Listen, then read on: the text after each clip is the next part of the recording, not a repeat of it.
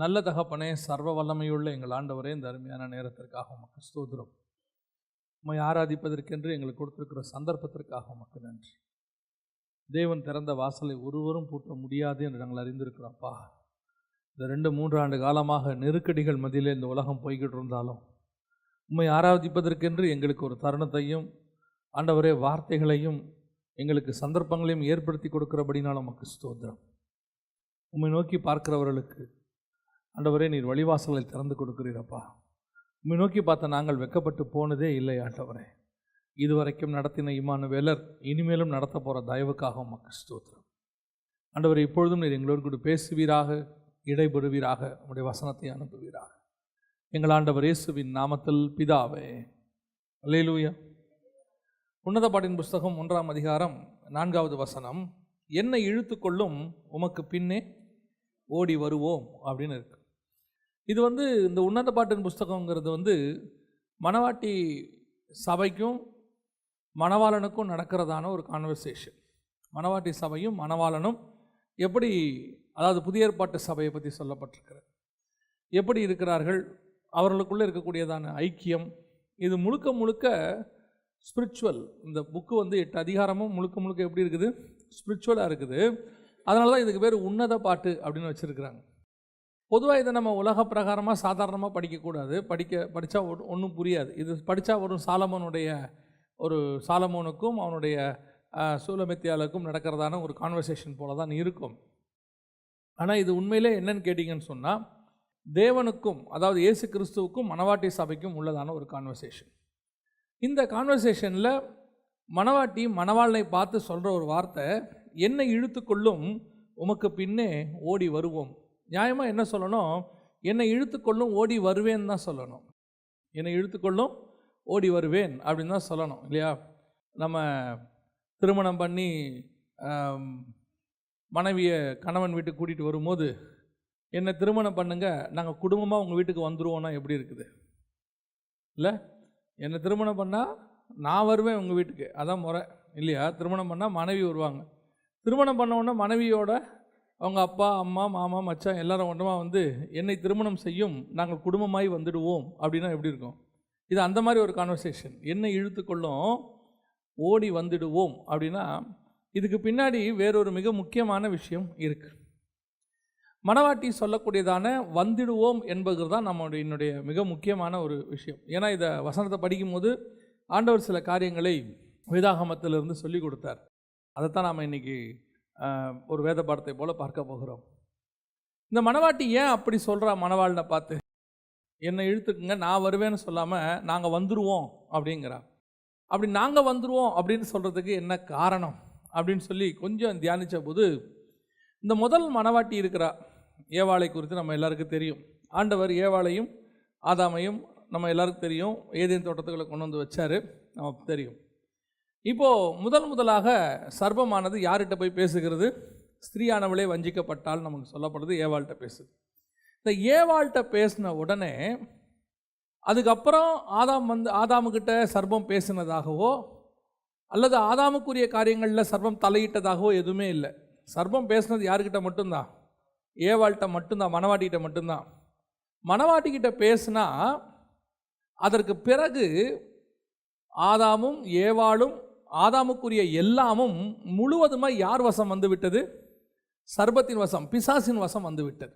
இப்போ பாருங்கள், அவன் ஏவாள்கிட்ட பேசின உடனே ஏவாள் என்ன செய்கிறாங்க, ஆதாமுக்கிட்ட பேசுகிறாங்க. தான் புசித்து தன் புருஷனுக்கும் கொடுத்தாள். கொடுத்த உடனே அவரும் சாப்பிட்றாரு. அவர் சாப்பிட்டோன்னே என்ன நடந்துச்சு அப்படின்னு கேட்டிங்கன்னா, அவருக்கு உண்டான எல்லாமும் சர்ப்பத்தின் கையில் போயிடுச்சு. லூக்கா எழுதின சுவிசேஷம் 4ஆம் அதிகாரம் 5-6 வசனங்களை வாசிங்க. பின்பு பிசாசு அவரை உயர்ந்த மலையின் மேல் கொண்டு போய் உலகத்தின் சகல ராஜ்யங்களையும் ஒரு நிமிஷத்திலே அவருக்கு காண்பித்து. எனக்கு இந்த வசனத்தை பற்றின செம ஆச்சரியமா இருந்துச்சு. உலகத்தின் ராஜ்யத்தையும் உலகத்தின் ராஜ்யங்களை எல்லாம் அது என்ன செஞ்சுச்சா, ஒரு நிமிஷத்தில். இன்னைக்கு நீங்கள் பார்த்தீங்கன்னு சொன்னால் யூடியூப்பில் 1 மினிட் வீடியோலாம் இருக்குது. 1 மினிட்டில் ஒரு கதை சொல்கிறாங்க, 1 மினிட்டில் ஒரு விஷயத்தை சொல்லிடுறாங்க நமக்கு. அந்த ஒரு நிமிஷத்துக்குள்ளே அவங்க சொல்ல வரக்கூடியதான கான்செப்டை நமக்கு என்ன செய்கிறாங்க, புரிய வைக்கிறாங்க. இவ்வளோ டெக்னாலஜி டெவலப் ஆகி கிட்டத்தட்ட 2000 வருஷம் கழிச்சு எல்லாத்தையும் விஷுவலைஸ், நமக்கு மொபைலில் விஷுவலாக 1 minute எல்லாத்தையும் காட்டுறாங்க. ஆனால் 2000 வருஷத்துக்கு முன்னாடி பிசாசு என்ன செய்தான், ஒரு நிமிஷத்தில் உலகத்தின் சகல ராஜ்யங்களையும், கிட்டத்தட்ட 3 கண்டத்தில் ராஜ்யம் நடக்குது. ரோம சாம்ராஜ்யம் நடக்குது, இந்த பக்கம் ஆசியா, அந்த பக்கம் ஐரோப்பா, எல்லாம் நடக்குது. அத்தனையும் எவ்வளோ நேரத்தில் காட்டினானா? அப்போ எவ்வளோ ரேபிட் ஃபயரில் காட்டியிருப்பாங்க, ரேபிட் ஃபயர்னு சொல்லுவாங்க. அந்த மாதிரி ஸ்பீடு 1 minute எல்லாத்தையும் காட்டியிருக்கிறான்னா பார்த்துக்குங்களேன். அப்படின்னா இன்றைக்கி யூடியூப்பை விட ஃபாஸ்ட் அது. அவ்வளோ 5G 6G எல்லாம் தாண்டி காட்டியிருக்கிறான். எல்லாத்தையும் ஒரு நிமிஷத்தில் காட்டி, சொல்லுங்க வாசிங்க. இவைகள் எல்லாவற்றின் மேலும் உள்ள அதிகாரத்தையும் இவைகளின் மகிமையையும் உமக்கு தருவேன். இவைகள் எனக்கு ஒப்பு கொடுக்கப்பட்டிருக்கிறது. எனக்கு இஷ்டமானவனுக்கு இவைகளை கொடுக்கிறேன். அப்படின்னா என்ன அர்த்தம் அப்படின்னு கேட்டீங்கன்னு சொன்னா, ஏவாள் வழியா ஆதாம் வரும்போது ஆதாமுக்கு கீழ்பட்டிருந்த எல்லாம் யார் கைக்கு போயிருச்சு? பிசாசின் கைக்கு போயிருச்சு. ஆதியாகமத்தில் ஆண்டவர் சொல்றாரு, சகலவற்றையும் ஆண்டு கொள்ளுங்கள், பூமியின் மச்சங்கள் பிராணிகள் எல்லாவற்றையும் சொல்லிட்டு அவைகளை பூமியை கீழ்ப்படுத்தி சகலவற்றையும் ஆண்டு கொள்ளுங்கள். அப்போ இந்த உலகத்தினுடைய ராஜ்யம் மகிமை எல்லாம் ஃபஸ்ட்டு யார் கையில் கொடுக்கப்பட்டிருந்தது? ஆதாம் கையில் கொடுக்கப்பட்டிருந்தது. ஆதாம் கையில் கொடுக்கப்பட்டிருந்ததை ஒரு ஏவாள் வழியாக மொத்தத்தையும் வாங்கிட்டான் பாருங்க.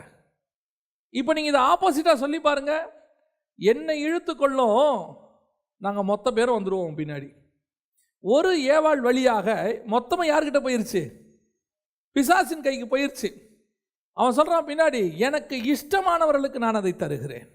எல்லாம் என் கையில் தான்ப்பா இருக்குது. எப்பப்பா உன் கைக்கு போச்சு? ஒரு ஏவாளுக்கு ஒரு பழம் சாப்பிட்டாங்கல்லப்பா, அவங்கள மட்டும்தான் என் பக்கம் நான் கூப்பிட்டு பேசினேன். அங்கே ஒரு ஆள்கிட்ட தான் நான் பேசினேன். அந்த ஒரு ஆள்கிட்ட நான் பண்ண கான்வர்சேஷன், அவங்க வந்தாங்க, பின்னாடியே ஆதாம் வந்தார், ஆதாமுக்கு பின்னாடி அவருக்குரியதான எல்லா மகிமைகளும் ஆண்டு கொள்ளுங்கள் கொடுத்த ராஜ்யபாரமும் ஆளுகையும் எல்லாம் எனக்கு வந்து விட்டது ஒரு ஏவாள் வழியாக. இப்போ மணவாட்டி சபை என்ன சொல்கிறா? மணவாள்னை பார்த்து உன்னத பாட்டில் கடைசி காலத்தில் நடக்கிற சம்பவங்கள் உன்னத பாட்டில் நிறையா இருக்கும். இப்போ அவ சொல்கிறா, ஒரு ஏவாள் வழியாக எல்லாம் யார் கைக்கு போயிடுச்சு? பிசாசு கைக்கு போயிடுச்சு. என்னை இழுத்து கொள்ளும், என் பின்னாடி ஒன்று வரும், நான் மட்டும் வரமாட்டேன். என்னை இழுத்து கொண்டால் ஓடி வந்துடுவோம்.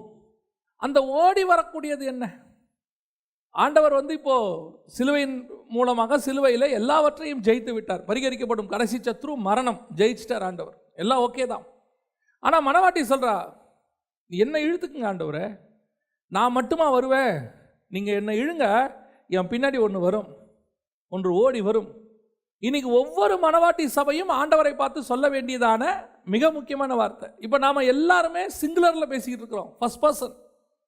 எனக்கு தாங்க ஆண்டவரே, என் குடும்பத்தை ஆசீர்வதிங்க ஆண்டவரே, நான் உமக்கு உண்மையாக இருக்கணும் ஆண்டவரே, ஏன் அதையும் தாண்டி நான் எப்படியாவது பரலோகத்துக்கு வந்துடணும் ஆண்டவரே.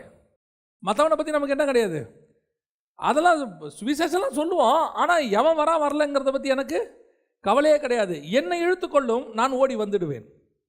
நான் எப்படியாவது போயிடணும். எல்லாருக்குமே உண்டு, எனக்கும் உண்டு. அத்தனை பேருக்குமே இந்த செல்ஃபிஷான ஒரு சுபாவம் இருக்குது.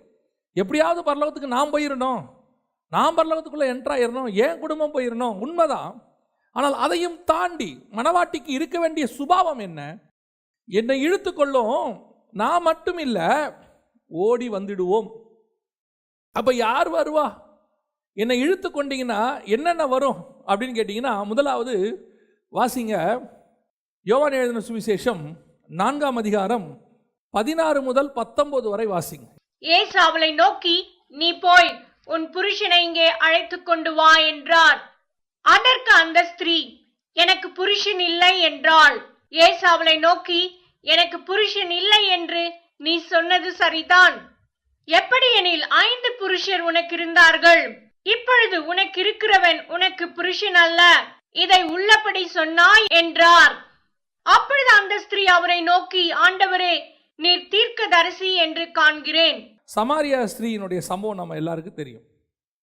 இந்த சமாரியா ஸ்திரீயினுடைய சம்பவத்தில் நம்ம எல்லாருமே அந்த ஸ்திரீயினுடைய ஒரு காரியத்தை குறித்து ரொம்ப அதிகமாக பேசுவோம். அந்த அம்மாவுக்கு 5 புருஷர் இருந்தார்கள் அப்படின்னு சொல்லி இப்போ இயேசு கிறிஸ்துவும் அதை சொல்கிறாரு அப்படின்னு சொல்லி பார்க்குறோம். பொதுவாக நான் வேதத்தை படித்த வரைக்கும் எனக்கு தெரிஞ்ச அளவுக்கு நான் சொல்கிறேன், இயேசு கிறிஸ்து யாருடைய பர்சனல் லைஃப்பையும் பகிரங்கப்படுத்துகிறவர் அல்ல. யாரை குறித்தும் பகிரங்கமாக அவங்களுடைய பர்சனல் லைஃப்பை கேவலப்படுத்தக்கூடியதான ஒரு தேவன் கிடையாது. அவங்களுக்கு என்ன பர்சனல் லைஃப் இருந்தாலும் அது அவர்களுக்கும் தேவனுக்கும் உண்டே ஒழிய அதை ப்ரொபகேண்டா பண்ணுற ஆண்டவர் நம்முடைய ஆண்டவர் கிடையாது. சரி, இப்போ அதையும் விட்டுருவோம். நம்ம ப்ராக்டிக்கலாக யோசிப்போம். என்ன ப்ராக்டிக்கலாக? நாம் ஒரு இடத்துல தண்ணி குடிக்க போயிருக்கிறோம், தண்ணி கேட்க போயிருக்கிறோம். ஒரு இடத்துல தாகமாக இருக்குது, கொஞ்சம் என்ன கொடுங்க, தண்ணி கொடுங்கன்னு கேட்குறோம். தண்ணி கொடுக்குற இடத்துல அந்த அம்மா சொல்கிறாங்க, ஏங்க, இப்போ நம்ம ஊர்லலாம் அப்படி சொல்லுவாங்க, ஏங்க நான் போய் உங்களுக்கு தண்ணி கொடுக்கலாங்களா அப்படின்னு சொல்லி கான்வர்சேஷன் வரும்போது அந்த அம்மாவை பார்த்து, 5 கணவன் இருக்கிற அம்மாவே எனக்கு கொஞ்சம் தண்ணி கொடுங்க அப்படி கேட்போமா? கேட்க நம்மளால் முடியுமா? நம்ம சாதாரணமாக கேட்போமா? அப்படி இயேசுநாதர் சொல்கிறாரு, உண்மைதான், 5 பேர் இருந்தாங்க, 5 பேரும் புருஷன் இல்லை, இப்போ இருக்கிறவனும் இல்லைன்ட்டார், இப்போவும் உனக்கு புருஷன் இல்லைன்ட்டார். இப்போ இது எப்படி ஒரு ஒரு அதுவும் நம்ம ஆண்டவர் போய் அப்படி பேசுவாரா? நம்ம ஆண்டவர் அப்படிப்பட்ட சுபாவம் உடையவரா அப்படின்னு இதை தியானிக்கும் போது நம்ம ஆண்டவர் அப்படி பேசக்கூடியதான தேவன் இல்லை. அவருக்கு பின்னாடி இந்த சம்பவம் வேற இருக்குது, இப்போ நம்ம பார்க்க போகிறோம். எனக்கு இந்த கான்வர்சேஷனை படிக்கும் போது ரொம்ப சந்தோஷமான ஒரு விஷயம் என்னென்னா, அந்த இடத்துல ஆண்டவர் பேசக்கூடியது சமாரிய ஸ்திரியை குறித்து. சமாரிய ஸ்திரியை குறித்து பேசும் பொழுது அந்த சமாரியர்களுடைய கடவுள்கள் எத்தனை அப்படின்னு வசனம் சொல்லுது. வாசிங்க, 2 ராஜாக்களின் புஸ்தகம் 17ஆம் அதிகாரம் 28 முதல் 31. அப்படி அவர்கள் சமாரியாவிலிருந்து கொண்டு போயிருந்த ஆசாரியர்களில் ஒருவன் வந்து பெத்தேலிலே குடியிருந்து கர்த்தருக்கு பயந்து நடக்க வேண்டிய விதத்தை அவர்களுக்கு போதித்தான். ஆனாலும் அந்தந்த ஜாதி தங்கள் தங்கள் தேவர்களை தங்களுக்கு உண்டு பண்ணி அந்தந்த ஜாதியார் குடியேறின தங்கள் தங்கள் பட்டணங்களில் சமாரியர் உண்டு பண்ணின மேடைகளின் கோவில்களில் வைத்தார்கள். பாபிலோனின் மனுஷர் சுக்கோத் பெனோத்தையும், கூத்தின் மனுஷர் நேர்காலையும், ஆமாத்தின் மனுஷர் அசிமாவையும். இந்த அசிமான்றது எனக்கு ரொம்ப ஆச்சரியமா இருந்துச்சு இதை தியானிக்கும் போது. இப்போ லேட்டஸ்டாக சில வருஷங்களுக்கு முன்னாடி வந்த ஒரு ஜப்பானுடைய ரோபோட், ஹியூமனாய்ட் ரோபோட்னு சொல்லுவாங்க, அந்த ரோபோட்டோடைய பேர் அசிமோ. அந்த அசிமோ இங்கே அசிமான்னு இருக்குது. இந்த இடத்துல பார்த்தீங்கன்னா அசிமான்னு இருக்குது. ஜப்பானுடைய ரோபோட்டுக்கு பேர் என்ன இருக்குது? அசிமோ அப்படின்னு இருக்குது. அது ஒரு அசிமோ டெக்னாலஜின்னு சொல்லுவாங்க. ரொம்ப ஆச்சரியமாச்சு. ஒருவேளை ஜப்பானீஸில் அதுக்கு வேறு அர்த்தமோ என்னமோ தெரியாது. இந்த 2 பேரும் ஒரே மாதிரி இருந்துச்சு பார்க்கறதுக்கு, எனக்கு அப்படி தோணுச்சு. அடுத்து 4வது ஆவியர் நிபேகாசையும் தர்த்தாக்கையும் உண்டாக்கினார்கள். செப்பர்வியர் செப்பர்வாயீமின் தேவர்களாகிய அத்ரமலைக்குக்கும் அன்னமலைக்குக்கும் தங்கள் பிள்ளைகளை அக்கினியில் தகனித்து வந்தார்கள். இப்போ 5 புருஷர் இருக்கிறாங்க அந்த இடத்துல, 5 மேடைகள் இருக்குது, 5 பேர் அங்கே 5 கடவுள்கள் இருக்கிறாங்க. ஒன்று பாபிலோனிய கடவுள், 2வது கூத்தின் கடவுள், 3வது ஆமாத்தின் கடவுள், 4வது ஆவியரின் கடவுள், 5வது செப்பர்லாயின் கடவுள். இதுதான் சமாரியர்கள் உண்டு பண்ணதான மேடை. சமாரியருடைய 5 கடவுள்கள். ஒவ்வொருத்தருக்கும் ஒவ்வொரு கடவுள்கள் இருக்கும். சிலருக்கு 10 கடவுள் இருக்கும், சிலருக்கு 100 கடவுள் இருக்கும். இப்படி கடவுள்கள் நிறையா இருக்கும் பாருங்களேன். கிரேக்கர்களுக்கெல்லாம் நிறைய கடவுள்கள். சமாரியாவிற்கு 5 கடவுள். இப்போ ஆண்டவர் எதை பற்றி சமாரிய ஸ்திரீகிட்ட பேசுகிறாருன்னா, அவள் பர்சனல் லைஃப்பை பற்றி பேசல. ஒருவேளை அவள் பர்சனல் லைஃப்பில் அப்படி இருக்குதா என்ன நமக்கு தெரியாது. ஆனால் அவகிட்ட கர்த்தர் பேசுகிற விஷயம் என்ன தெரியுமா? ஏன் நான் உங்களுக்கு அதை சொல்கிறேன் அப்படின்னு கேட்டிங்கன்னு சொன்னால், அந்த யோவான் எழுதின சுவிசேஷத்தை நீங்கள் 4ஆம் அதிகாரத்தில் கீழே வாசிக்கும் போது கர்த்தர் சொல்லக்கூடியதான புருஷன் யாரு அப்படின்னு அந்த இடத்துல தெளிவாக இருக்குது. நல்லா கவனிங்க, 18வது வசனம் வாசிங்க. 4:18 யோவான். எப்படி எனில் 5 புருஷர் உனக்கு இருந்தார்கள், இப்போது உனக்கு இருக்கிறவன் உனக்கு புருஷன் அல்ல. ஆனா 17ஆம் வசனத்தில் அவ என்ன சொல்றா பாருங்க. அதற்கு அந்த ஸ்திரீ எனக்கு புருஷன் இல்லை என்றாள். ஆனா ஆண்டவர் சொல்றாரு இப்போது இருக்கிறவன் உனக்கு என்னங்க, எனக்கு புருஷனே இல்லைங்கிற. அவர் சொல்றாரு இப்போ இருக்கிறவன் உனக்கு என்ன இல்லை. அப்படின்னா என்ன அர்த்தம்? சமாரியர்களுக்கு 5 கடவுள்கள் உண்டு. அந்த கடவுள்களை விட்டுட்டு சமாரிய ஸ்திரீ இப்போ எங்க வந்துட்டா? நியாயப்பிரமாண யூதர்கிட்ட வந்துட்டா, யூத முறைமைக்குள்ள வந்துட்டா. இப்போ ஆண்டவர் சொல்றாரு, நியாயப்பிரமாணப்படி இருக்கிற இந்த புருஷரும் இந்த மெத்தடும் உனக்கு கிடையாது. இங்க ஒருத்தர் இருக்கிறாரு, இவர்தான் உண்மையான மணவாளன். இவர் யார் என்று தெரிந்திருந்தால் நீ அவர்கிட்ட தாகத்துக்கு தண்ணி தா என்று கேட்டிருப்பார். ஆண்டவர் சொல்லக்கூடியது அவருடைய பர்சனல் லைஃப்பை பற்றி பேசல. ஆண்டவர் சொல்றாரு 5 புருஷர்களுக்கு இருந்தாங்க. சமாரியர்களுக்கு 5 புருஷர்கள், 5 கடவுள்கள். இப்போ நீ இருக்கிறிய, இதுவும் உனக்கு புருஷன் இல்லை.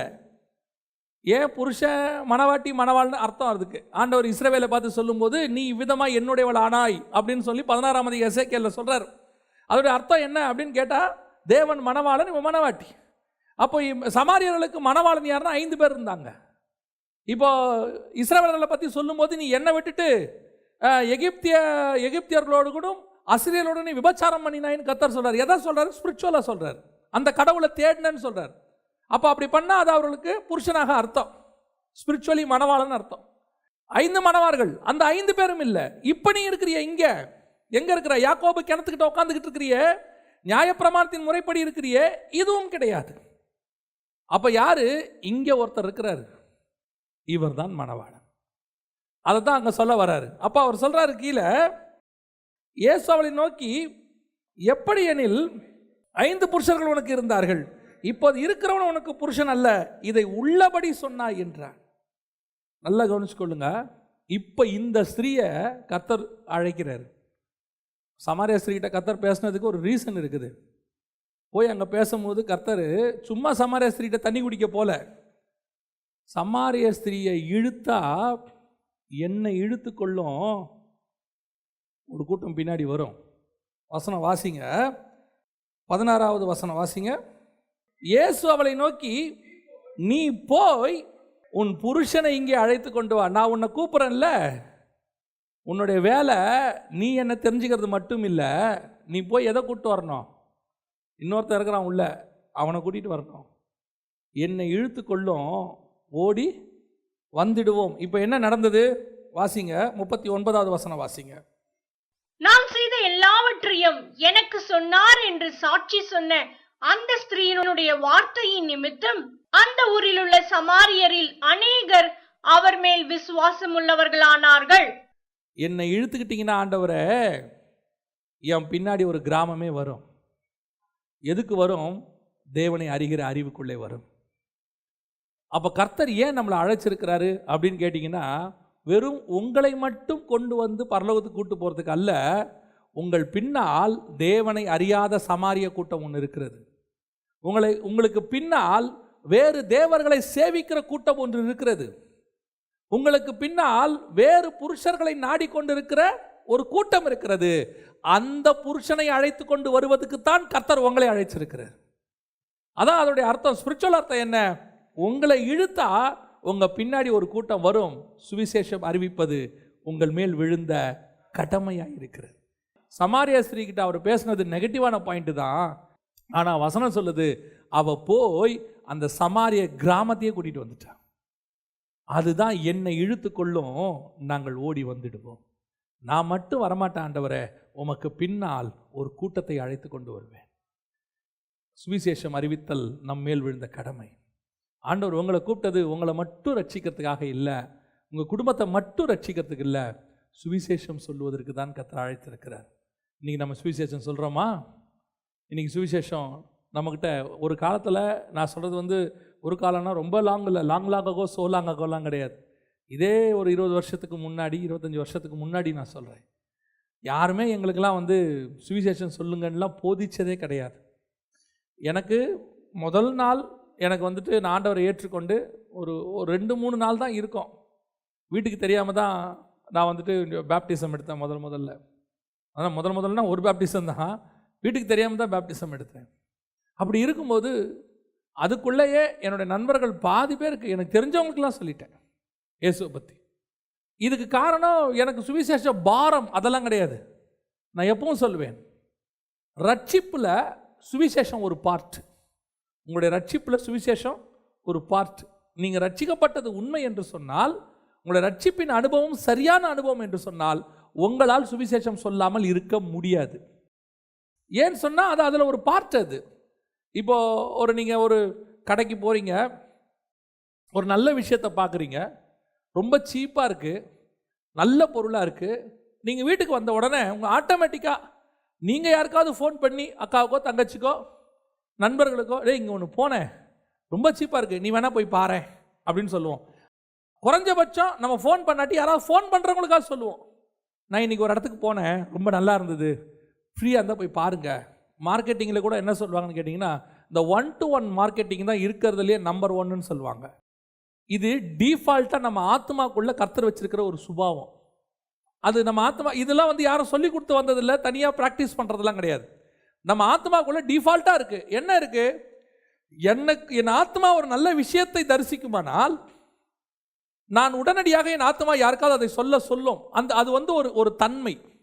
எப்படி பசி வந்தால் நம்ம தாங்க முடியாதோ, எப்படி தாகம் வந்தால் நம்மளால் தாங்க முடியாதோ, ஒரு வலி வந்தால் எப்படியாவது நம்ம அதை வெளிப்படுத்துகிறோமோ, அதே மாதிரி சுவிசேஷம் அறிவித்தலும் நமக்குள் இருக்கக்கூடியதான ஒரு சுபாவம். அதை வெளிப்படுத்தியே ஆகணும். அப்படி பண்ணாதான் உங்களுடைய ரட்சிப்பு சரியாக இருக்குன்னு அர்த்தம். அப்போ தான் இந்த வசனத்தின்படி அது சரி. என்னை இழுத்துக்கொள்ளும், ஓடி வந்துடுவோம். சமாரிய ஸ்திரீகிட்ட ஆண்டவர் சொன்னாரா? ஆண்டவர் யாரை தான் கூட்டு வர சொன்னார்? போய் உன் புருஷனை அழைத்து கொண்டு வா. அவருக்கு தெரியும் அவன் இல்லைன்னு. அப்படி ஒருத்தனே இல்லை. அவர் பேசுனது ஸ்பிரிச்சுவல். அப்படி ஒருத்தன் இல்லைன்னு அவருக்கு தெரியும். ஆனால் ஏன் இந்த சமாரிய ஸ்திரீகிட்ட சொல்கிறாரு? அவருக்கு நல்லா தெரியும், நீ ஒரு ஆள் போனால் போதும், ஒரு கிராமம் உன் பின்னால் வரும். எனக்கு அந்த சுபாவம் இருக்குதா? இன்றைக்கி மணவாளனை பார்த்து நீங்கள் நானும் சொல்ல முடியுமா? ஆண்டவரே, இன்றைக்கி யோசித்து பாருங்கள், எவ்வளோ பேர் சொந்தக்காரங்களை ரட்சிக்கப்படாமல் இருக்கிறாங்க. ஆனால் உட்காந்து எவ்வளோ கதை பேசுகிறோம், எவ்வளோ விஷயங்கள் பேசுகிறோம். இன்னும் அந்த ஆத்மா ரட்சிக்கப்படாமல் இருக்குதேங்கிற பாரம் உங்களுக்கு என்றைக்காவது வந்துருக்குதா? நம்ம சொந்த அக்கா தங்கச்சிங்க அண்ணன் தம்பிங்களே இருக்கிறாங்க. சில ஆட்கள்லாம் என்ன சொல்லிடுவாங்க தெரியுமா? அவங்களாம் ரட்சிக்கப்பட மாட்டாங்க. யார் சொல்கிறது? நம்மளே சொல்லிடுவோம், அவங்களாம் ரட்சிக்கப்பட மாட்டாங்க. அதெல்லாம் ரொம்ப வைராக்கியம், அவங்களாம் ரொம்ப ஆர்த்தடாக்ஸு அப்படிம்பாங்க. நான் எப்பவும் சொல்வேன், கர்த்தருக்கு முன்பாக, அதுவும் குறிப்பாக சுவிசேஷத்துக்கு முன்பாக ஆர்த்தடாக்ஸும் கிடையாது. சுவிசேஷம் எல்லா கதவுகளையும் உடைக்கும். ஆண்டவர் என்ன சொன்னார்? கர்த்தராக இயேசு கிறிஸ்துவை விசுவாசி, அப்போது நீயும் உன் வீட்டாரும் ரட்சிக்கப்படுவீர்கள். நேபுகாத் நேச்சார் சிலையை செஞ்சு ஊரே வணங்கணும்னு சொன்ன நேபுகாத் நேச்சாரு எழுதுறான், பரலோகத்தின் தேவனை அல்லாமல், தானியேலின் தேவனை அல்லாமல் வேறு தேவன் இல்லைன்னு எழுதுறான். கர்த்தர் அதை செய்வார். உங்கள் வாயினுடைய அறிக்கையே அப்படி இருக்குது. உங்களுக்கு தெரியணும், ஆண்டவர் என்னை அழைத்திருக்கிறது நான் மட்டுமல்ல, என் பின்னால் ஒரு கூட்டம் இருக்கு. அது முழுவதும் தேவனை அறிவதற்கான ஒரு கூட்டம். அது ஓடி என் பின்னாடி வரும். நீங்கள் போய் கூப்பிடுங்களேன். லூக்கா எழுதின சுவிசேஷம் 8:39-40. இயேசு அவனை நோக்கி, நீ உன் வீட்டுக்கு திரும்பி போய் தேவன் உனக்கு செய்தவைகளை எல்லாம் அறிவி என்று சொல்லி அவனை அனுப்பிவிட்டார். அந்தபடி அவன் போய் பட்டினத்தில் எங்கும் பிரசித்தப்படுத்தினான். இயேசு திரும்பி வந்தபோது ஜனங்கள் எல்லாரும் அவனுக்காக காத்திருந்தபடியால் அவரை சந்தோஷமாக ஏற்றுக்கொண்டார்கள். அல்லேலூயா. நல்லா தெரிஞ்சுக்கொள்ளுங்க, இதே பட்டணத்தார் தான் பண்ணி விழுந்து செத்த உடனே இயேசுவை பார்த்து சொன்ன வார்த்தை, எங்கள் பட்டணங்களில் எல்லைகளை விட்டு போயிருங்க, வேண்டிக் கொண்டார்கள். அதை செஞ்சு போயிருங்கன்னா. இப்போ இவன் சொல்கிறான், யாரு? அந்த பிசாசு டெலிவரன்ஸ் ஆனவன் சொல்கிறான், ஆண்டவரை என்னையும் கூட்டு போயிருங்க, இவனுங்கிட்ட என்னை விட்டுட்டு போயிடாதீங்க, உங்களையே வேணான்ட்டாங்க, என்னை எப்படி பார்ப்பானுங்க?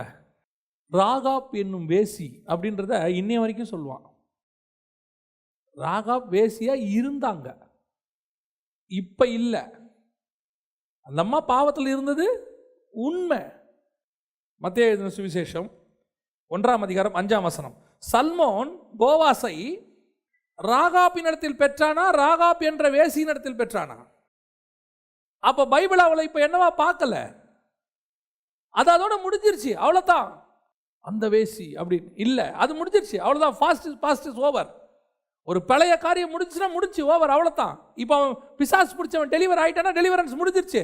இன்னும் திருப்பி இவர் ஒரு காலத்தில் பிசாஸ் பிடிச்சவர், இவர் ஒரு காலத்தில் சங்கிலியில் கட்டப்பட்டிருந்தார். அதை அவன் போய் சாட்சியாக சொன்னானா வேற, நான் ஒரு காலத்தில் என்ன இப்படி இருந்தோம், கர்த்தர் என்னை விடுதலை ஆக்கினாருங்கிறது சாட்சி. இப்போ வசனம் எங்க என்ன சொல்லுது? அந்த வசனம் வாசிச்சு பாருங்க. 8 அவன் சொல்கிறான், ஆண்டவரை நான் வரேன். ஆண்டவர் சொல்கிறாரு, நீ இங்கேயே போ, திரும்பி போ, இந்த பட்டணத்தில் போய் ஜனங்களுக்கு இதை அறிவி. அவன் பட்டணங்கள் தோறும் பிரசித்தம் பண்ணினான். அடுத்து இயேசு திரும்பி வந்தபோது, லூக்கா 8:40, இயேசு திரும்பி வந்தபோது ஜனங்கள் எல்லாரும் அவருக்காக காத்திருந்தபடினால், இவ்வளோ பெரிய மினிஸ்ட்ரி பண்ணியிருக்காம பாருங்க. ஒத்தாளு ஒரு பட்டணம் ரட்சிக்கப்பட்டிருக்குது. ஜனங்கள் சந்தோஷமாக ஏற்றுக்கொண்டார்கள். எந்த ஜனங்க? கொஞ்ச நாளைக்கு முன்னாடி தான் எங்கள் ஊரை விட்டு வெளியே போங்கன்னு சொன்னாங்க. அவன் சொன்னான், ஆண்டவரை என்னை கூட்டிகிட்டு போங்க அப்படின்னு. ஆண்டவர் சொல்கிறார், அவன் ஒரு ஆளை நான் கூப்பிடுவேன், ஆனால் இந்த ஒரு ஆளை வச்சு ஒரு பட்டணத்தையே நான் மாற்றுவேன். இதுதான் கர்த்தர் உங்ககிட்ட எங்கிட்ட எதிர்பார்க்கிறது. கர்த்தர் எதிர்பார்க்குற மிக முக்கியமான விஷயம், உன்னுடைய குடும்பத்தில் இன்னும் ஏன் ரட்சிக்கப்படாதவங்க இருக்கிறாங்க, இன்னும் ஏன் உங்கள் சொந்த குடும்பத்துக்குள்ளே இருக்கிறாங்க அப்படின்னா, கர்த்தர் உங்களை நம்பி இருக்கிறார். ஏன் உங்களை இழுத்தா உங்கள் மூலமாக உங்கள் குடும்பம் வரும் என்று கர்த்தர் அறிகிறார். இது முதலாவது சுவிசேஷம் அறிவித்தல் நம்மேல் விழுந்த கடமை. ஆண்டவர் அதுக்கு தான் உங்களை என்னை இழுத்திருக்கிறார். Each and everybody. இது நிறைய பேர் என்ன நினச்சிக்கிறாங்கன்னா, ரட்சிக்கப்பட்டேன், பரலோகத்துக்கு போகிறேன், அது வரைக்கும் ஆயத்தப்படுறேன். சுவிசேஷம் அறிவிக்கிறது வேறு யாருடைய வேலை, அதெல்லாம் ஊழியக்காரங்க இல்லை. சுவிசேஷம் அறிவித்தல் அத்தனை பேருடைய வேலை. எவ்ரிபடி, எல்லாருடைய வேலையும் அங்கே சொல்லப்படுகிறது. ரெண்டாவது, இதே மாதிரி ஒரு சம்பவம் இருக்குது பாருங்க. இதே மாதிரி ஒரு சம்பவம் வாசிங்க.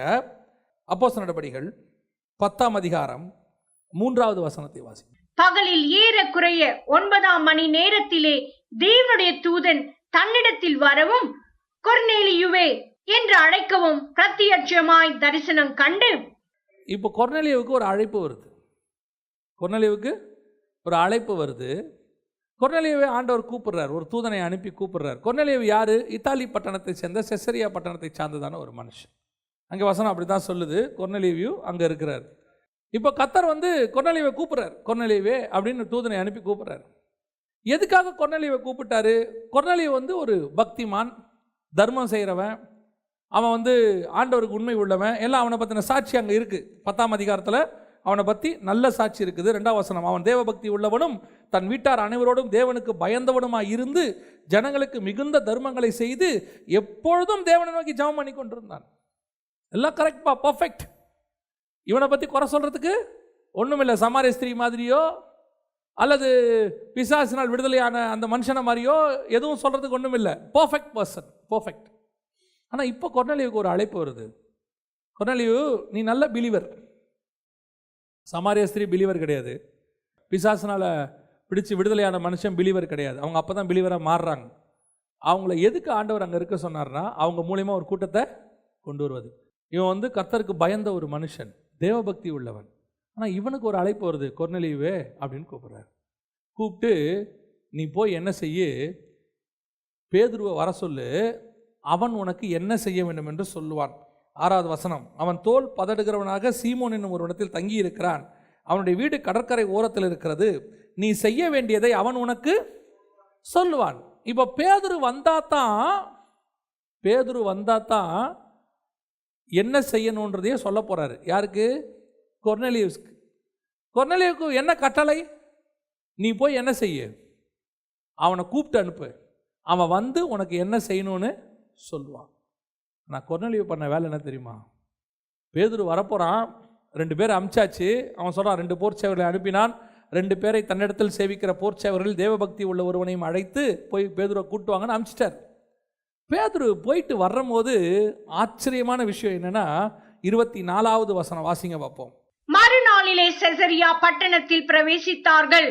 கொர்நேலியு தன் உறவின் முறையாரையும் தன்னுடைய விசேஷித்த சிநேகிதரையும் கூட வரவழைத்து அவர்களுக்காக காத்திருந்தான். இத பேதுரு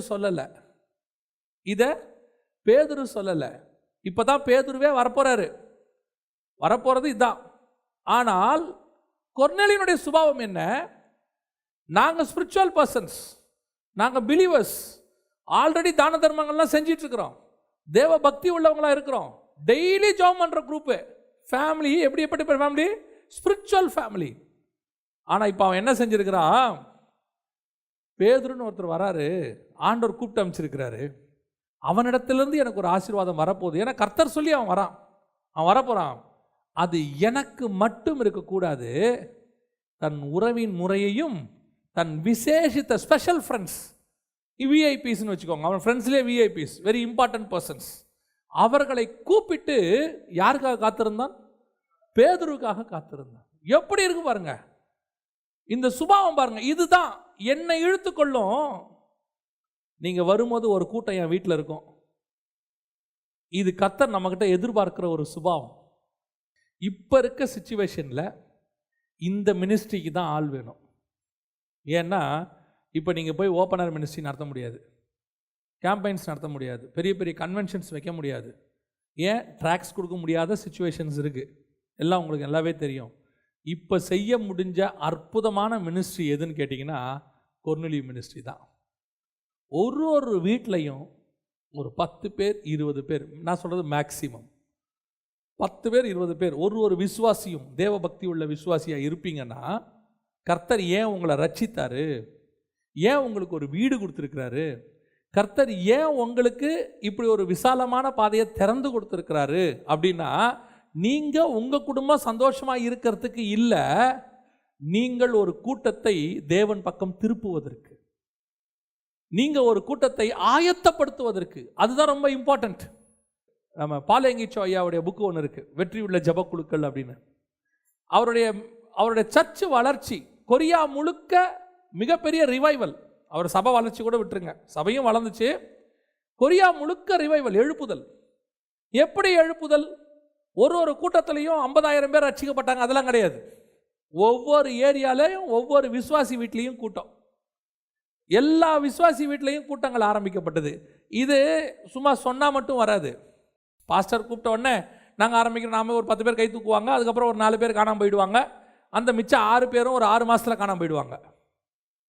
இது ரிவைவல், கர்த்தர் ஏற்படுத்தின உடனே ஒவ்வொரு வீட்லேயும் கூட்டங்கள் ஆரம்பிக்க அந்த தேசம் முழுவதும் எழுப்புதல் தீ பற்றி எரிந்தது.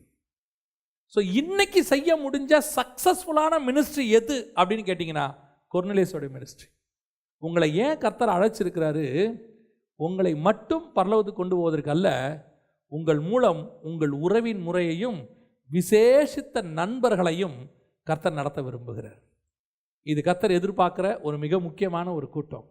என்னை ஏன் இழுத்தீங்க ஆண்டவரே? நான் மட்டும் அல்ல, என்னுடைய உறவின் முறையிலையும் என் நண்பர்களையும் ஒரு கூட்டம் இருக்குது. எல்லா விசுவாசி வீட்லையும் ஒரு கூட்டம் நடக்கணும். அதுவும் இந்த காலத்தில் கண்டிப்பாக நடக்கணும். நீங்கள் ஒருவேளை கடைசி காலம் வருகை நெருங்கிக்கிட்டு இருக்குது, ஆண்டவர் ரொம்ப சமீபம் சீக்கிரமாக வரப்போகிறாரு, எல்லாம் நமக்கு தெரியுது, தெளிவாக தெரியுது. ஆனால் என்ன ஆண்டவருக்கு நம்ம கொண்டு போக போகிறோம்? ஆண்டவர்கிட்ட நீங்கள் சந்திக்க போகும்போது, பரலோகத்துக்கு போகும்போது என்ன கொண்டு போவீங்க? உங்ககிட்ட இருக்கிறதுல ஒன்றுமே வரப்போகிறதில்ல, எதுவும் வரப்போகிறதில்ல.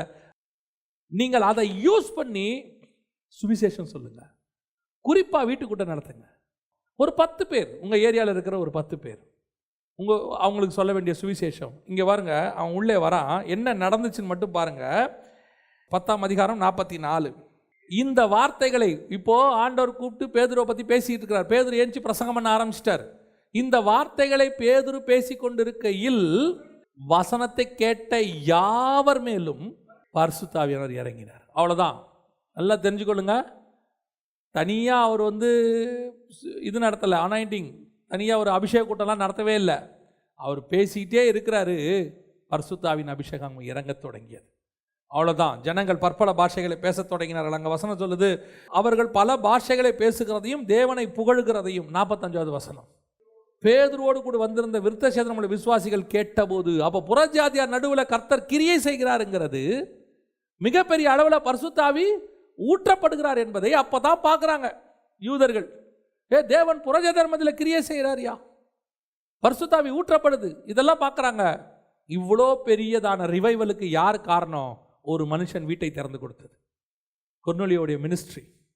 ஆண்டவர் சொல்லலை கொர்நேலியும் வீட்டில் மீட்டிங் நடத்துன ஆண்டவர் சொன்னது, பேதுரு உனக்கு என்ன செய்யணும்னு சொல்லுவான்னு தான் சொன்னார். ஆனால் கொர்நேலியுவுக்கு தெரிஞ்சிச்சு, பேதுரு வரும்போது ஒரு பெரிய பிளஸ்ஸிங் இருக்குது, ஸ்பிரிச்சுவல் பிளஸ்ஸிங். அது எனக்கு மட்டும் இருக்கக்கூடாது, என் சொந்தக்காரனுக்கும் இருக்கணும், என் ஃப்ரெண்ட்ஸுக்கும் இருக்கணும். இதுதான் என்னை இழுத்துக்கொள்ளும், ஓடி வந்துடுவோம். ஆண்டவர் என்ன கூப்பிடுங்க, என் மூலமா ஒரு பெரிய கூட்டத்துக்கே பிளஸ்ஸிங் வரும், பெரிய ஆசீர்வாதம் வரும். பாருங்க, இவங்க பரிசுத்த ஆவியை பெற்றுக்கொண்டாங்க. அடுத்து அவர் என்ன சொல்றாரு? 48வது வசனம். கர்த்தருடைய நாமத்தினாலே அவர்களுக்கு ஞானஸ்நானம் கொடுக்கும்படி கட்டளையிட்டான். அப்பொழுது சில நாள் அங்கே தங்கும்படி அவனை வேண்டிக் கொண்டார்கள். இப்ப யோசிச்சு பாருங்க, சர்ச்சு ரெடி ஆயிடுச்சு கொர்நேலியுஸ் வீட்டில். பரிசுத்த ஆவி அபிஷேகம் வந்தாச்சு, பேப்டிசமும் முடிஞ்சிச்சு, அங்க ஒரு பெரிய கூட்டம் நடக்குது. ஒரே ஒரு ஆள் யார் காரணம்? கர்த்தர் எழுப்பின கொர்நேலியு என்கிற ஒரு மனுஷன்.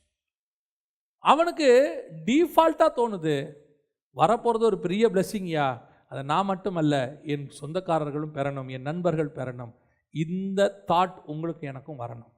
இந்த கடைசி காலத்தில் இருக்கிறதுலையே பெஸ்ட்டு மினிஸ்ட்ரி எனக்கு தெரிஞ்சு நம்பர் 1 எதுன்னு கேட்டால் வீட்டுக்கூட்டம் நடத்துறது தான் இப்போ. ஆனால் ஒவ்வொரு வீடும் கொர்னேலியஸ் வீடு மாதிரி மாறணும். ஒவ்வொரு வீட்டுக்குள்ளேயும் பரிசுத்த ஆவி, நான் சொல்கிறேன், கடைசி கால எழுப்புதலுக்கு அது ஒரு பெரிய காரணமாக இருக்கும். இப்போ இந்த மீடியா மினிஸ்ட்ரிலாம் சொல்கிறாங்க, பெரிய மீடியாவில் ஆண்டவர் பேசுகிறாரு, இது காலத்தின் கட்டாயம். இது காலத்தின் கட்டாயம், வேறு வழி இல்லை, பிரசங்கம் பண்ண முடியல, அதனால் பண்ணிக்கிட்டு இருக்கிறாங்க. ஆனால் நான் சொல்கிறேன், நேராக ஜனங்களை பார்த்து பேசுகிற அந்த எஃபெக்ட் வேறு எதுலேயுமே வராது. அப்படி எல்லார் வீட்லேயும் நடக்கணும். இது இப்போ நடந்தால் ரொம்ப நல்லது. இந்த காலகட்டத்தில், அடைக்கப்பட்ட காலத்தில் அந்த மாதிரி உங்கள் வீடுகளில் ஒரு 10லேருந்து 20 பேர் வரைக்கும் கூட்டம் நடந்தால் ரொம்ப நல்லது. ஒவ்வொரு வீடும் கொர்னேலியஸ் வீடாக மாறும். அல்லேலூயா. கடைசியாக வாசிங்க, யோவான் எழுதின சுவிசேஷம் 11ஆம் அதிகாரம் 28வது வசனத்தை வாசிங்க. இவைகளை சொன்ன பின்பு அவள் போய், யார்? மார்த்தாள் போய் தன் சகோதரியாகிய மரியாளை ரகசியமாய் அழைத்து, போதகர் வந்திருக்கிறார், உன்னை அழைக்கிறார் என்றார். அது பெரிய ஒரு அற்புதமான ஒரு சம்பவம். அது யோவான் 11ஆம் அதிகாரத்தில் உங்கள் எல்லாருக்கும் தெரியும், லாசரு மரித்து உயிரோடு கூட ஆண்டவர் எழுப்ப போகிறாரு. அந்த அற்புதம் நடக்க போது. அதுக்கு முன்னாடி நடக்கிற விஷயம், மார்த்தாளுக்கும் மரியாளுக்கும் இந்த ஒரு அதிகாரம் மட்டுமே தனி செய்தியாக எடுக்கலாம். இந்த ஒரு அதிகாரம் மட்டுமே தனி செய்தியாக எடுக்கலாம். அதில் ஒரு விசேஷம் இருக்குது. இப்போ இயேசு கிறிஸ்து எங்கே நிற்கிறாரு? கிராமத்துக்கிட்டே நிற்கிறார், இன்னும் ஊருக்குள்ளே வரல. இப்போ இயேசு மார்த்தாளை கூப்பிடவும் இல்லை. நீங்கள் நல்லா பார்த்தீங்கன்னா, இயேசு வந்திருக்கிறார் என்று மார்த்தாள் கேள்விப்பட்டு, அப்படின்னு 20ஆம் வசனம் 11:20, இயேசு வருகிறார் என்று மார்த்தாள் கேள்விப்பட்ட போது அவருக்கு எதிர்கொண்டு போனால், மரியாளோ வீட்டிலே. ஆமாம், இப்போ மார்த்தாள் இயேசு வந்திருக்கிறாருன்னு கேள்விப்பட்டு ஓடி போகிறாங்க. ஆனால் மார்த்தாளுக்கு பின்னாடி யாரும் வரவே இல்லை. மார்த்தாள் போகிறாங்க. ஆனால் இப்போ இயேசு மரியாளுக்கிட்ட உன்னை கூப்பிட்றாருன்னு மார்த்தாள்கிட்ட சொல்லி அனுப்புகிறார், போய் மரியாளை வர சொல்லு அப்படின்னு. அதில் ஒரு பெரிய ஆச்சரியம் என்னென்னா, இயேசு இன்னும் ஊருக்குள்ளே வரவே மாட்டுறாரு. மரியாள் வந்தால் தான் வருவேங்கிறார். மரியாள் வந்தால் அந்த இடத்துல அதுக்கு ஒரு ரீசன் இருக்குது. இந்த ஒரு அதிகாரம் முழுக்க ஸ்பிரிச்சுவல் தாட்டில் இருக்குது. அதை நம்ம இன்னொரு நாளில் கத்தரிசித்தமான பைபிள் ஸ்டடியாக நம்ம பார்க்கலாம், வேத பாடமாக. இப்போது மரியாளை கூப்பிட்றாரு. கூப்பிட்ட உடனே அதில் ஒரு பெரிய ஆச்சரியம் பாருங்கள். வாசிங்க, 11ஆம் அதிகாரம் 31வது வசனம் வாசிங்க.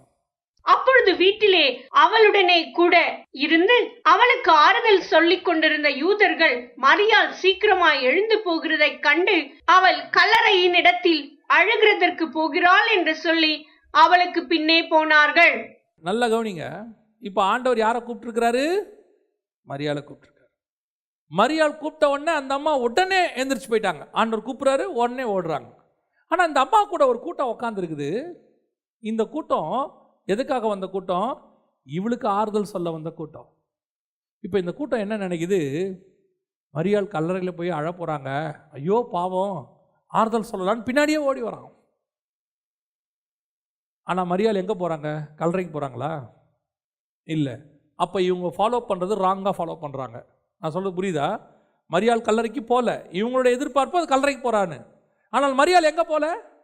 கல்லறைக்கு போகல. மரியாள் எங்கே போகிறாங்க? இயேசுகிட்ட போகிறாங்க. இதோடைய அர்த்தம் என்ன தெரியுமா? மரியாள் என்பதற்கு சபைக்கான ஒரு அடையாளம். ஸ்திரீ என்பது சபைக்கான அடையாளம். இன்னும் ஒரு படி மேலே போய் மரியாள்னா மிரியம்னு பேர். மிர்னா சபை, சிமிர்னா சபைக்கான ஒரு அடையாளமாக இருக்குது. அதான் நான் சொன்ன அது ஒரு பைபிள் ஸ்டடி. மரியாள் ஒரு சபைக்கான அடையாளம்னு வச்சுக்கோங்க. ஸ்திரீ என்பது சபைக்கான ஒரு அடையாளம். இப்போ இந்த சபையில் ஒரு கூட்டம் உட்காந்துருக்கு சுற்றி. இந்த சபை அந்த ஸ்திரீக்கு கூட உட்காந்து பேசிக்கிட்டு இருக்கு, ஆறுதல் பண்ணிக்கிட்டு இருக்குது. ஆனால் சபை யாரை நோக்கி ஓடுது? இயேசுவை நோக்கி ஓடுது. இப்போ கூட உட்காந்துருக்கிறவன் இது எங்கே போகுதுன்னே தெரில. அவனா ஒன்று நினச்சிக்கிட்டான், இது எங்கே போகுது? கல்லறைக்கு தான் போகுது அவனா நினச்சிக்கிட்டான். ஆனால் ஒன்று மட்டும் உண்மை, கரெக்டாக கர்த்தருடைய சத்தத்தை கேட்டு ஃபாலோ பண்ணுகிற சபையாக இருந்தால் நீங்கள் அந்த சபையை ஃபாலோ பண்ணால் போதும். அது உங்களை கல்லறைக்கு நடத்தாது, அது உங்களை நித்திய ஜீவனுக்கு நேராக நடத்தும், உயிர்த்தெழுதலுக்கு நேராக நடத்தும். அங்கே ஒருத்தர் நிற்கிறார். பல நேரங்களிலே சபைகளில் கொடுக்கப்படுகிற உபதேசங்கள் நமக்கு சிலர்லாம் சொல்றாங்க, இவ்வளோ கடினமான உபதேசம் தேவையா? சிலர் சொல்றாங்க, எங்க சபையில் பயங்கரமா செய்தி கொடுக்குறாங்க, எதனால இப்படின்னு எங்களுக்கு தெரிய வேண்டாம், கொடுக்கறத மட்டும் கேட்டுக்கிட்டே வாங்க. கர்த்தர் உங்களுக்கு சத்தியத்தை சொல்றாரா, கேட்டுக்கிட்டே வாங்க. பல நேரங்களில் அப்போஸ்தலர்களுக்கு கர்த்தர் என்ன கொடுத்தாரு? சத்தியத்தை கொடுத்தாரு. ஏன் சத்தியத்தை கொடுத்தாருன்னு அப்போஸ்தலர்களுக்கு தெரியல ஆரம்பத்தில், இயேசு இருக்கிற வரைக்கும். அவங்க பாட்டு வாங்கிட்டே இருக்கிறாங்க. இயேசு சொல்றாரு, நான் உங்களுக்கு முன்பே சொல்லவில்லையா? நான் அப்பவே உங்களுக்கு இதை சொல்லலையா? அதை விட பெரிய ஆச்சரியம், சுவிசேஷம் எழுதும் போது அப்போஸ்தலன் எழுதுறான் மத்தேயு, அவர் இதைத்தான் சொன்னார் என்று சீஷர்கள் தெரிந்து கொள்ளவில்லை. அவனுக்கு எப்போ தெரியுது? இயேசு போன பிறகு, பரிசுத்தாவி வந்த பிறகு, காஸ்பல் எழுதும் போது தெரியுது. ஆனா அவர் எதுக்கு சொல்றாரு, ஏன் சொல்றாருன்னு தெரியாது. நான் அவரை ஃபாலோ பண்ணிட்டே இருப்பேன், அவருக்கு பின்னாடி போயிட்டே இருப்பேன். ஏன்? ஒரு நாள் அவர் என்னை நித்திய ஜீவனுக்கு நேராக நடத்துவார். நான் பின்னாடி ஓடிட்டே இருப்பேன். ஒருவேளை எனக்கு தோணும், அதான் நான் சொல்லுவேன், சபையை தவறாம கலந்துக்கணும். சபை கூடி வருவதை சிலர் விட்டு விடுகிறது போல நீங்கள் என்ன செய்யக்கூடாது? சில நேரத்தில் சபை அடைக்கப்பட்ட காலத்தில் அது வேற, அது எப்படியோ உங்களுக்கு கர்த்தர் கொண்டு வந்து வார்த்தையை கொடுத்துட்றாரு, ஆன்லைன் வழியாகவோ ஏதோ ஒரு வழியில் கொடுத்துட்றாருன்னு வச்சுக்கோங்களேன். சபை திறக்கப்பட்ட போது கண்டிப்பாக என்ன செஞ்சிடணும்? இப்போ உங்கள் பிள்ளைய ஆன்லைன் கிளாஸ் இருக்குது, ஸ்கூல் திறந்த உடனே கண்டிப்பாக நம்ம என்ன செய்கிறோம்? அனுப்புகிறோம். நமக்கே தோணுது, இல்லைங்க ஆன்லைனை விட ஸ்கூல் திறந்தாதான் நல்லது, அங்கே போய் படிக்கிற மாதிரி வராது. எல்லாம் உண்மைதான். ஆனால் எப்படியோ பாடம் படிக்கணும், நம்ம என்ன செய்கிறோம்? ஆன்லைன்லேயோ அல்லது நேரடியாகவோ பாடம் நடத்துகிறோம். இப்போ நம்ம பையனை அனுப்பி வைக்கிறோம். ஒரு பையன் 100 எடுக்கிறான், ஒரு பையன் 90 எடுக்கிறான், ஒரு பையன் 70 எடுக்கிறான், ஒருத்தன் ஃபெயில் ஆகிறான். ஆனால் ஸ்கூலுக்கு என்ன பண்ணுறோம்?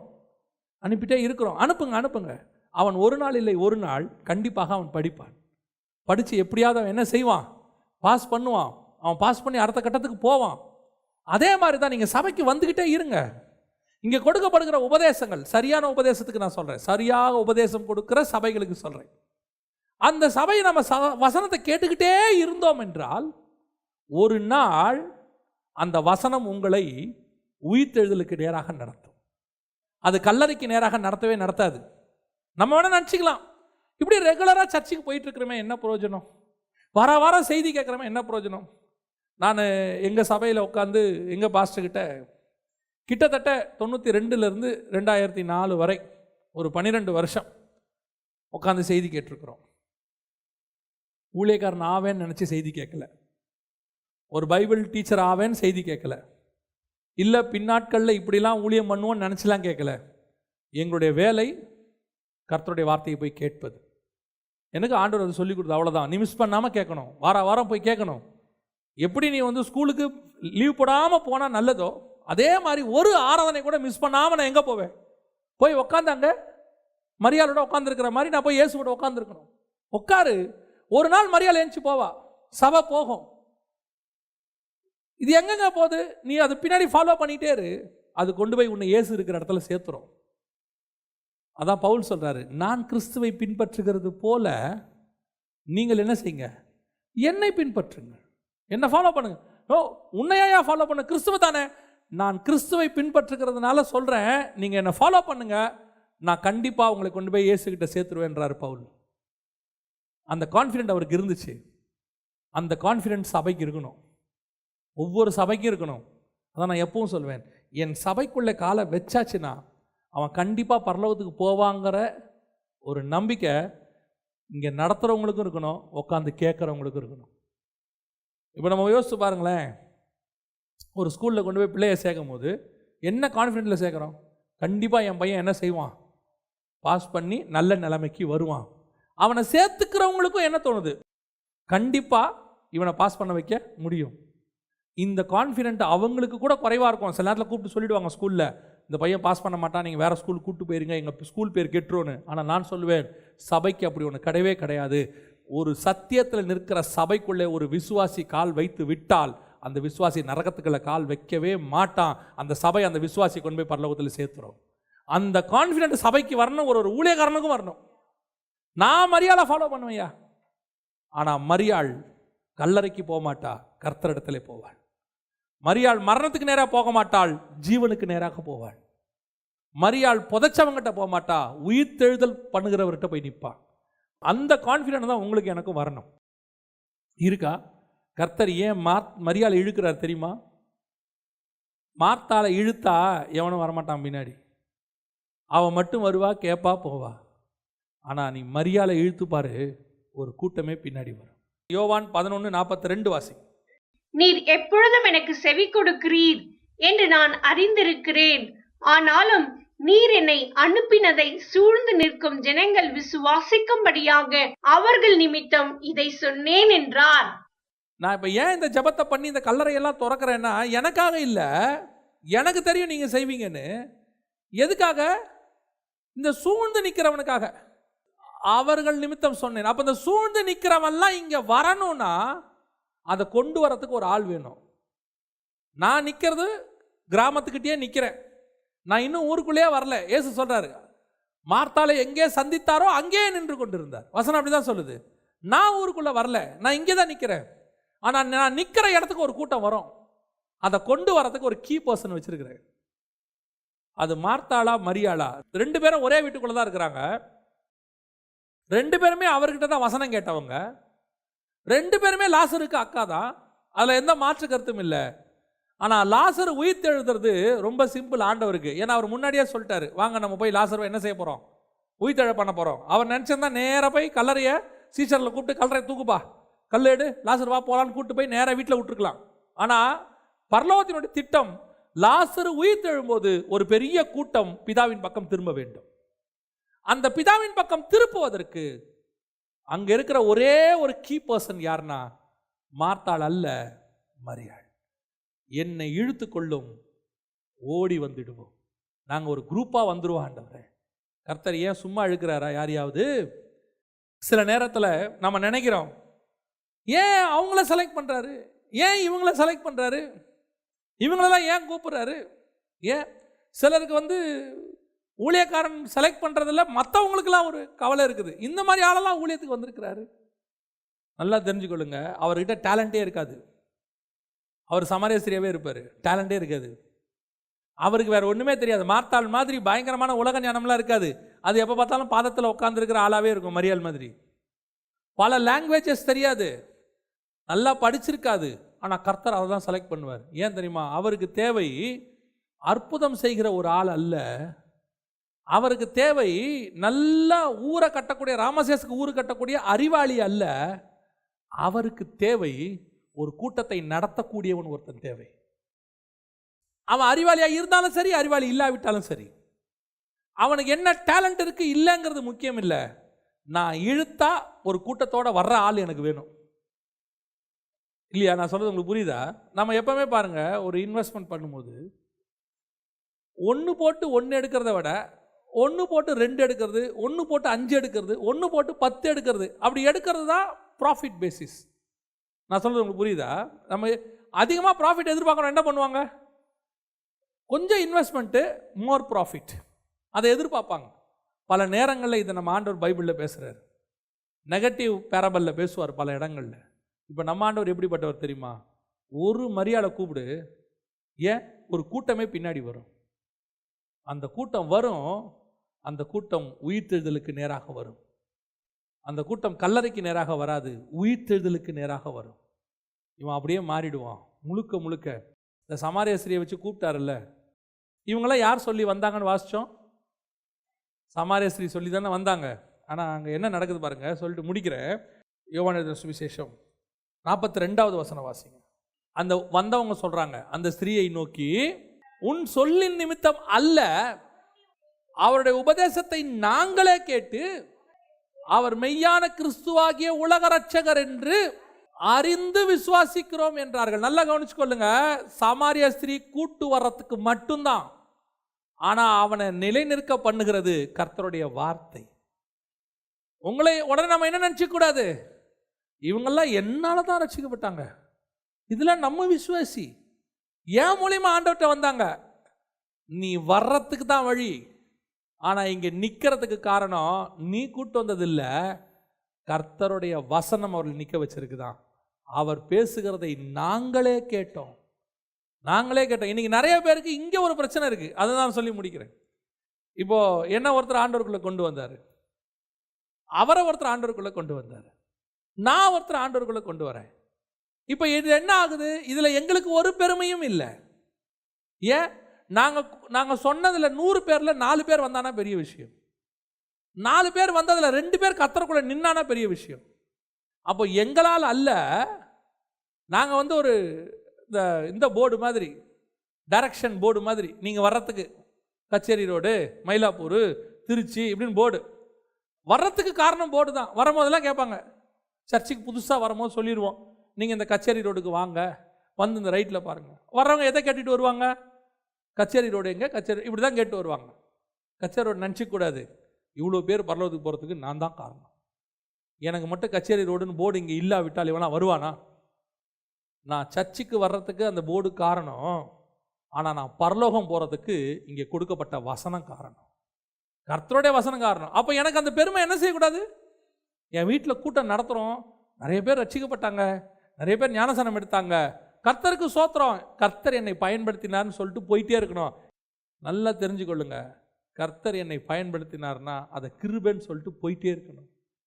அதில் என்ன வந்துடக்கூடாது? கரெக்டாக உடைக்கிறான் பாருங்க அவன் சமாரேஸ்வரிக்கிட்ட.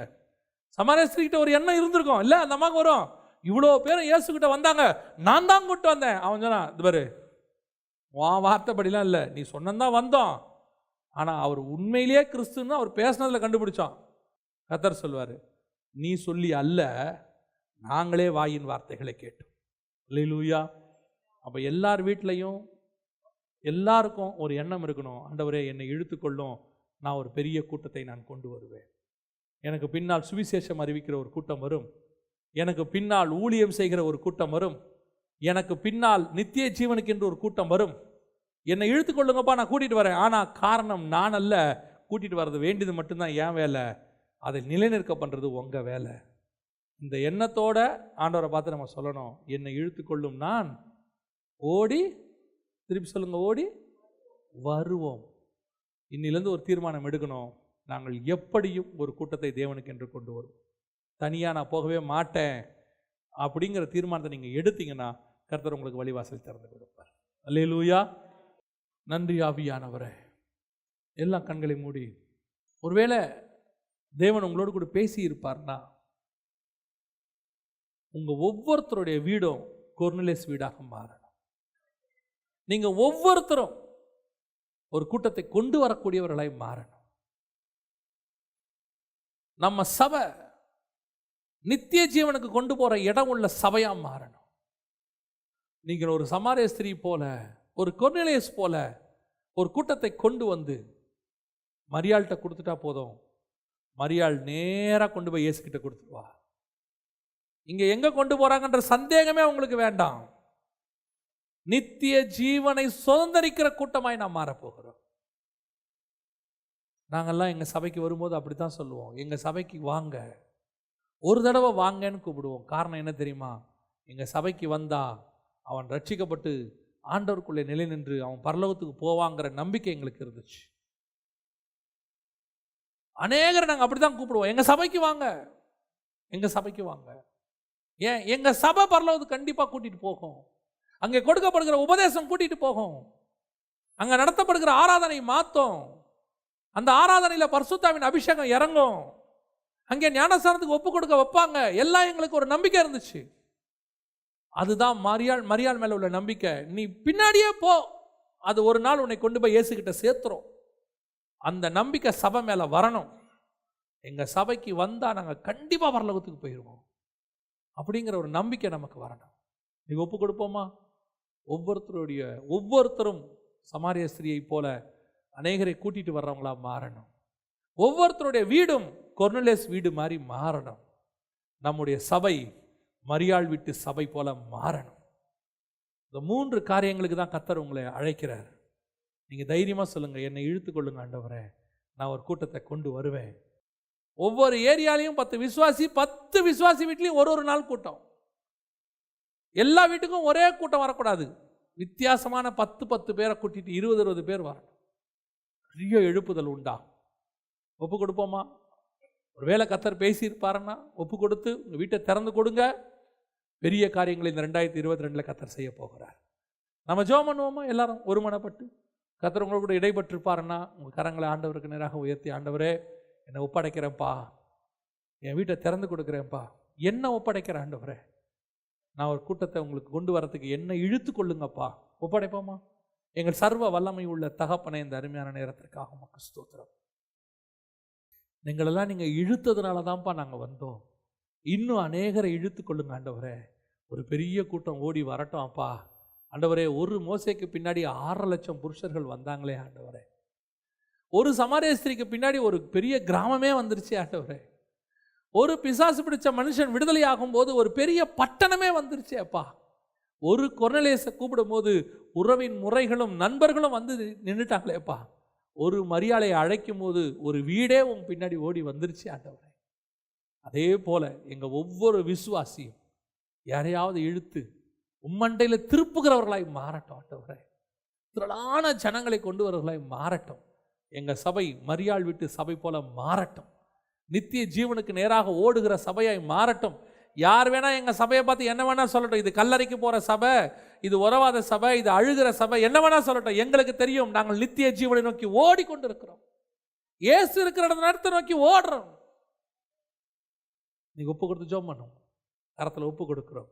நீர் மாத்திரம் மகிமைப்படுங்க ஆண்டவரே. எங்கள் ஆண்டவர் இயேசுவின் நாமத்தில் பிதாவே.